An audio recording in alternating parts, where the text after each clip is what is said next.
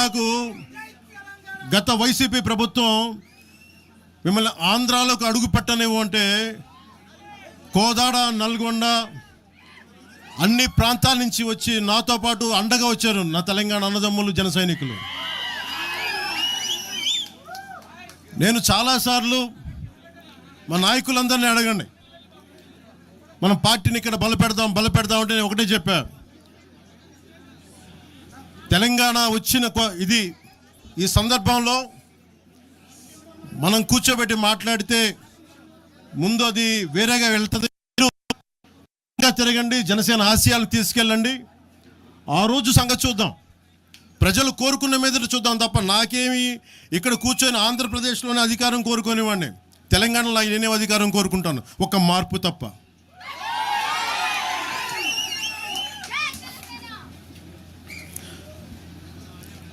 జనసేన ప్రయాణం తెలంగాణలో మొదలైంది. నేను మీకు ఏ సమస్యకైనా సరే నేను కూర్చోబెట్టి మా నాయకులు ఒకటే చెప్పా, మీరు సమస్యల మీద పోరాడండి. నాకు బాగా ఇబ్బంది కలిగించే అంశం ఈ మధ్యన పదే పదే చూస్తూ ఉన్నాను, మాట్లాడితే ఆంధ్ర ఆంధ్ర ఆంధ్ర అని చెప్తా ఉన్నారు. తెలంగాణ ప్రజలకి ఆంధ్ర మీద విద్వేషం లేదు, తెలంగాణ నాయకులందరికీ విద్వేషం లేదు. తెలంగాణ ఏర్పాటు కావాలని కోరుకున్నారు కానీ ఆంధ్ర ప్రజల మీద ఎక్కడా విద్వేషం చూపించలేదు. నిజంగా తెలంగాణ ప్రజలు కానీ మొత్తం తెలంగాణ నాయకులు కానీ విద్వేషం చూపించి ఉంటే ఈ రోజున ఒక్క ఆంధ్ర ప్రాంత వ్యక్తి కూడా ఇక్కడ తెలంగాణలో ఉండలేడు. ఇది తెలంగాణ తాలూకు ప్రేమ, తెలంగాణ ప్రజల తాలూకు ప్రేమ, ఇవన్నీ ఎవరు మర్చిపోరు. నాకు ఈ మధ్యన వస్తా ఉంటే నువ్వు హైదరాబాద్లోకి ఎలా అడుగు పెడతావు, నీకు హైదరాబాద్లో ఏం పని, ఇది నేను ప్రత్యేకించి చెప్తా ఉన్నా. మీరెవరైనా నన్ను బెదిరించడానికి, బెదిరించే వాళ్ళు మీ అయ్యే జాగీరా తెలంగాణ.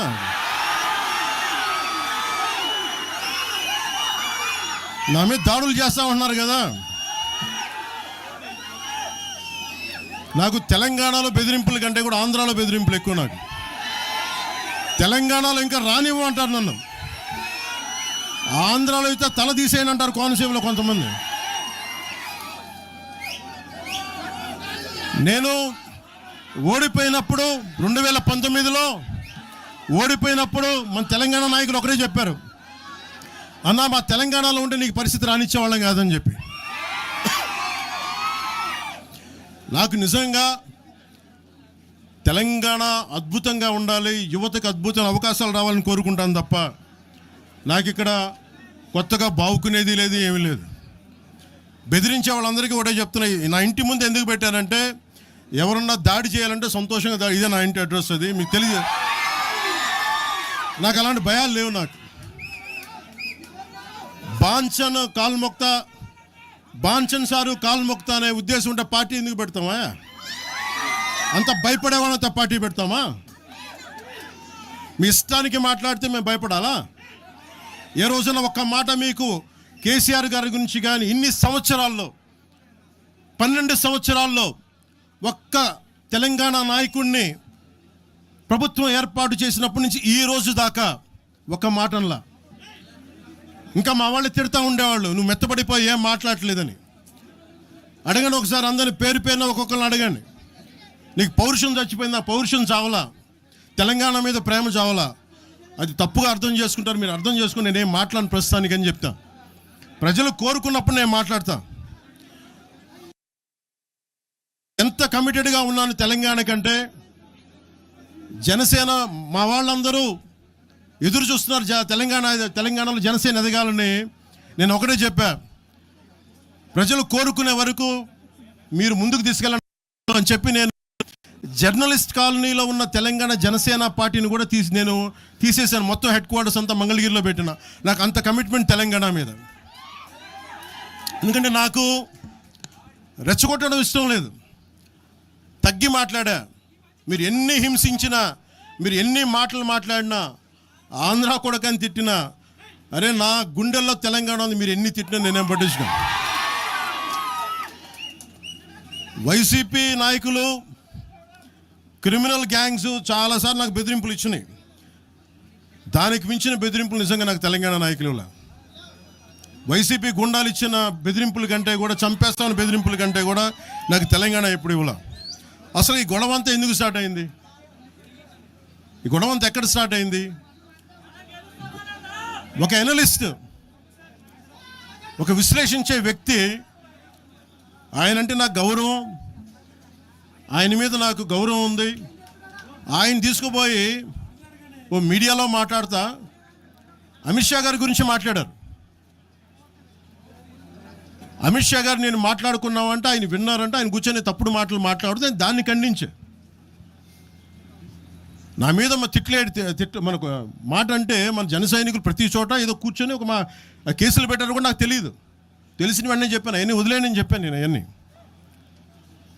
మళ్ళీ ప్రెస్ క్లబ్లో పోయి మీరు తిడుతూ ఉంటే, ప్రాంతీయ విద్వేషాలు రెచ్చగొడితే దాంట్లో కూర్చోబెట్టి ఎంతకాలం చేస్తారు? 12 సంవత్సరాలు తెలంగాణ వచ్చిన తర్వాత ఇంకా తెలంగాణలో ఉపాధి లేకపోయినా ఏమి లేకపోయినా దానికి ఆంధ్రుడే కారణం, దానికి పవన్ కళ్యాణే కారణం. పరిశ్రమల్లో ఈ లెక్కల్లో ఇంక మీరు ఎప్పుడు మీరు ఎన్ని చేసినా ప్రతిదానికి ఎక్కడో చోట తెలంగాణ ప్రజలు ఇది గ్రహించాలి. ఉద్యోగాలు రాకపోయినా, ఉపాధాలు రాకపోయినా ప్రతిదానికి ఆంధ్రోడు కారణం అంటే ఆంధ్ర ప్రజలు నిజంగా ఎందుకు వస్తారు ఇక్కడికి? తెలుగు చిత్ర పరిశ్రమ ఎందుకు వచ్చింది? ఎక్కడో మద్రాసులో ఉండే తెలుగు చిత్ర పరిశ్రమ ఇక్కడ రావడానికి కారణం తెలంగాణ ప్రత్యేక రాష్ట్రం కావాలని కోరుకున్న నాయకులు చెన్నారెడ్డి గారు తీసుకొచ్చారు ఇక్కడికి. ఆయన తీసుకొచ్చారు ఇక్కడికి. 50 సంవత్సరాలు కలిసి ఉన్న రాజధాని ఇక్కడ సడన్గా పోయి మీరు ఇక్కడ రాకూడదు అని కొంతమంది నాయకులు, తెలంగాణ ప్రజలు వేరు. నేను మొదటి రోజు నుంచి చెప్తా ఉన్నా, పాలకులు వేరు, ప్రజలు వేరు. తెలంగాణకి అన్యాయం చేసిన పాలకుల్ని, దాంట్లో పవన్ కళ్యాణ్ కూడా, వాడిని కూడా ఉరిదీసాను పర్లా. పాలకులు వేరు, ప్రజలు వేరు. మీరు పాలకులను తిట్టుకున్న ప్రజలను తిడితే, విద్వేషాలు రెచ్చగొడితే ఈ దేశం ఎటుపోద్ది? సూరత్లో తెలుగు ప్రజలు ఉన్నారు. రేపొచ్చిన గుజరాతీ మనుషులందరూ గుజరాతీస్ అందరూ కూర్చొని తెలుగు వాళ్ళు ఇక్కడ ఉండకూడదంటే కుదురుద్ది? అక్కడ నాందేడ్లో ఉన్న తెలుగు వాళ్ళు, షోలాపూర్లో ఉన్న మన తెలంగాణ తెలుగు వాళ్ళు అందరూ కూర్చోబెట్టి మా మహారాష్ట్రీయులు తిరగబెడితే ఏమవుద్ది? దేశం నిలబడద్దా? దేశం ఒకటిగా ఉంటుందా? ఎంతకాలం తిడతారు? ఎంతకాలం? నేను అమిత్ షా గారిని అన్నారని చెప్పి నేను మాట్లాడగానే కూర్చోబెట్టి ఒకళ్ళు దానికి చిలవలు పలవలు చేసి నాకు తెలంగాణ అంటే పడదు, నాకు వీళ్ళంటే పడదు, వాళ్ళంటే పడదు, ఇన్ని సంవత్సరాలు 12 years కూర్చోబెట్టడం. మేము ఒక చెరువుని కబ్జా చేసామంట. నాకేం పనిలేదు. నిజంగా మీరన్నట్టుగా కబ్జా చేస్తే ఇల్లు తగలబెట్టారో నాది వచ్చి మీరు ఉంచుతారా నన్ను? ఒక్కొక్కళ్ళు కూర్చోబెట్టి 111 జీవోలు ఏమేం చేశారు అటు చూసిపోండి, అటు చూడండి. నిజంగా ఈ రోజున తెలంగాణ రాష్ట్ర ముఖ్యమంత్రి గారికే చెప్తున్నా, రేవంత్ రెడ్డి గారికే చెప్తున్నా, ఆయనంటే నాకు ఇష్టం, ఆయనంటే గౌరవం నాకు. కానీ వారికే నేను చెప్తా ఉన్నా, తెలంగాణ ప్రభుత్వానికే చెప్తున్నా, పవన్ కళ్యాణ్ కనుక ఆ చెరువుని ఒక చెరువును ఆక్యుపై చేసుకున్నాడు అంటే సంతోషంగా చెప్తాను, ఈ రోజున తెలంగాణ ప్రభుత్వానికి రాసి ఇచ్చేస్తున్నారు. అలాగే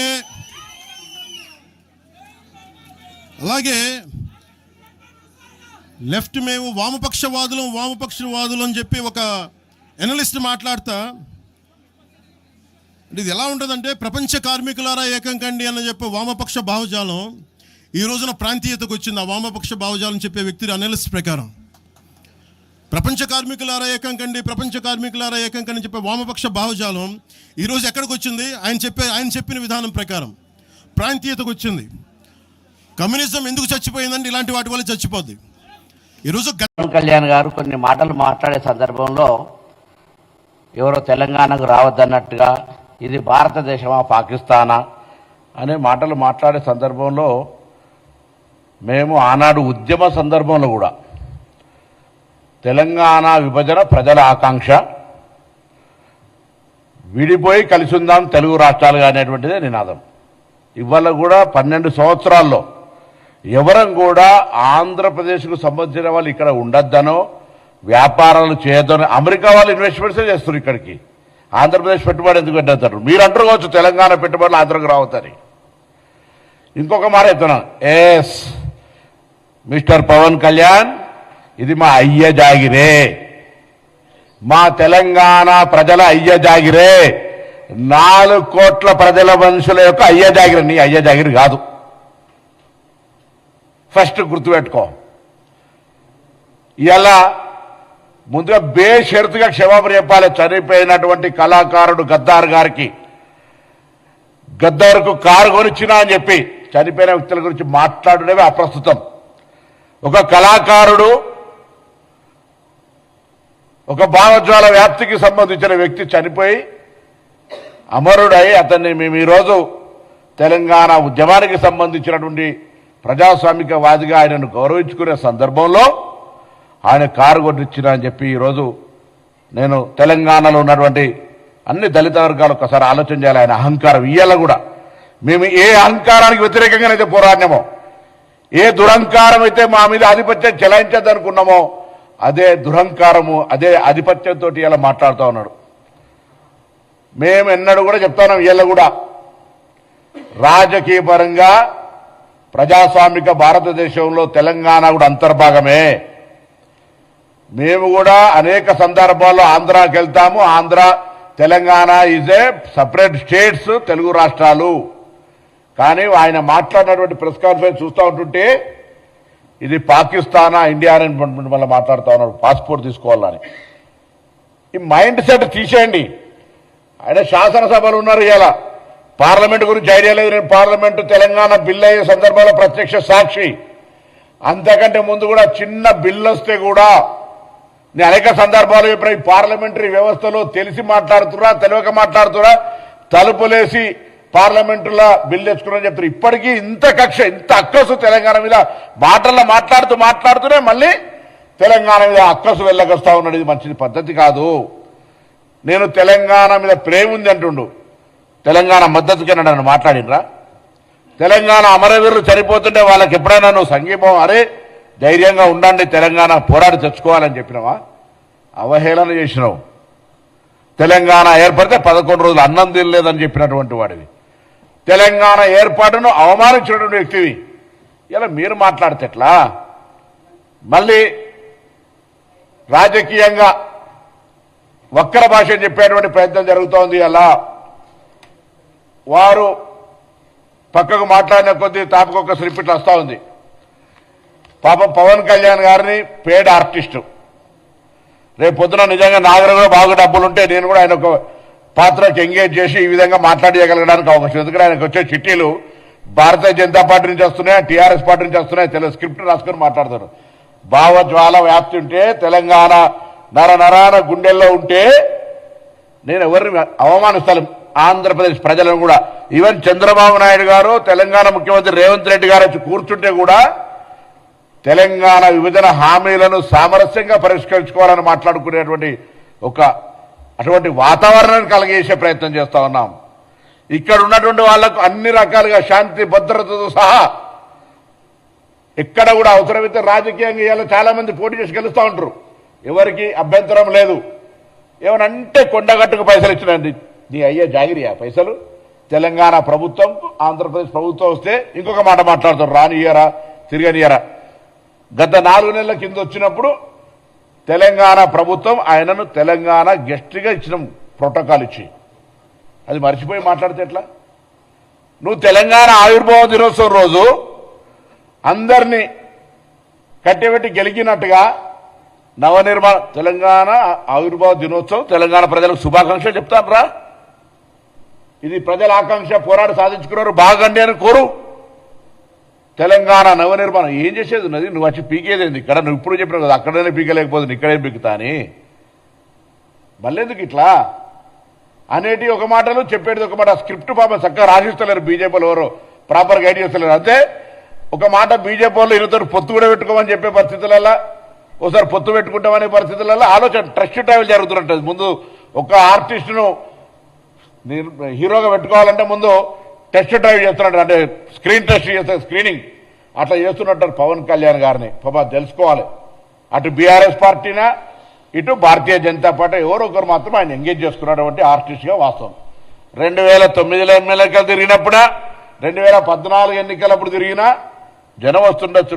మా ప్రేక్షకులు సినిమా ప్రేక్షకులుగా నటుడిని గౌరవిస్తే ఈలలు కొడితే అదంతా నా బలం అనుకునేటువంటి పరిస్థితి ఉంటుంది. మీరు అన్నట్టుగానే ఆంధ్రాలోనే నువ్వు గెలవలేకపోయినావు, ఇక్కడ వచ్చి ఏంది ఇదంతా.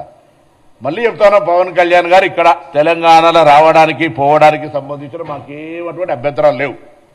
కానీ ఆవిర్భావ దినోత్సవం రోజే గెలికి నవనిర్మాణం పెడతా అంటే చూస్తూ ఊరుకోవడానికి కూడా సిద్ధంగా లేరు. మా అయ్య జాగిరే నీ అయ్య జాగిరి కాదు అని స్పష్టంగా ఒక మాటకు చెప్పడానికి, తెలంగాణ ప్రజల ఆకాంక్షకు అనుగుణంగా ఏర్పడ్డదని చెప్పడానికి, ఈ తెలంగాణ ఆంధ్రప్రదేశ్ ప్రజలకు ఎప్పుడు కూడా స్వాగతం చెప్తుంది, ఎప్పుడు కూడా మేము వ్యతిరేకం కాదని చెప్పడానికి, ఇది ప్రజాస్వామ్యంలోనే ఉన్నామని చెప్పడానికి, ఆఖరికి పవన్ కళ్యాణ్ గారు ఎక్కడి దాకా దిగిపోయారు, అంబేద్కర్ గారు అంటే రాజ్యాంగాన్ని రచించినటువంటి వ్యక్తి విగ్రహాలకు సంబంధించి ప్రస్తావన తెచ్చేంత ధైర్యం చెప్తా ఉండే ఇలా అహంకారం. అంటే ఆయన ఏదో మాట్లాడుతున్న తెలంగాణలో తిరుగుతా ఎవడతున్నాడు? నువ్వు సినిమా నటుడివి తిరుగు. ఇలా ఇటువంటి మాటలు మాట్లాడేటువంటి ప్రయత్నం జరగద్దని చెప్పి కోరుతూ ఇమ్మీడియట్గా రిజైండర్ బై సాయంత్రం గద్దార్ గారి ఆత్మకు క్షమాపణ చెప్తున్నట్టుగా ఇవ్వాల్సిందే. ఆ అంశం మీద అన్ని వర్గాలు తీవ్రంగా ఖండిస్తా ఉన్నాయి. అదేవిధంగా మేము తప్పకుండా మరొకసారి చెప్తా ఉన్నాం, ఈరోజు ఇదంతా కూడా డెఫినెట్లీ మేము ఎన్నడూ కూడా తెలంగాణ వాళ్లకు తెలంగాణలో ఆంధ్రలకు పని ఏం లేదు అని మేము ఎన్నడూ అంటలేము. ఇది ఫెడరల్ సిస్టమ్, డెమోక్రటిక్గా ఇది హైదరాబాద్ లింగ్విస్టిక్ హెడ్ క్వార్టర్. అన్ని భాషల వాళ్ళు ఉంటారు, అన్ని వ్యాపారాలు ఉంటారు. ఎన్నడూ కూడా నేను హైదరాబాద్ ఇన్ఛార్జ్ మంత్రి చెప్తాను, నీకు ఇక్కడ ఏం ఇబ్బంది లేదు, ప్రొటెక్షన్ అందిస్తాం కానీ ఇక్కడ వచ్చి గెలుకకు అనవసరంగా తెలంగాణ ఆత్మ గౌరవాన్ని ఆ భావాన్ని రెచ్చగొట్టే ప్రయత్నం చేద్దని నేను కోరుతాను. పవన్ కళ్యాణ్ గుజరాత్ లో పోటీ బాస్, గుజరాత్ పార్టీ పెట్టుకోమను, గుజరాత్ కూడా పార్టీ